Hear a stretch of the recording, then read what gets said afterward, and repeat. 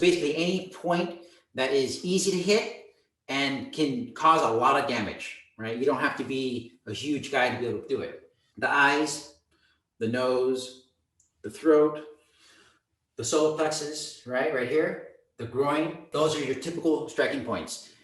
In Filipino martial arts, what we also do is we will strike pressure points, right? We will go for bicep. A bicep is a really good one to remember if someone holds you down and they're larger than you and you can't reach their body, right? You can always reach their bicep. So you can always just punch the biceps out. Depending if we have weapons, we'll even go for the armpit, right? Have you ever been hit in the armpit? Yeah, it hurts. So those are the critical striking points that you should strike when need be.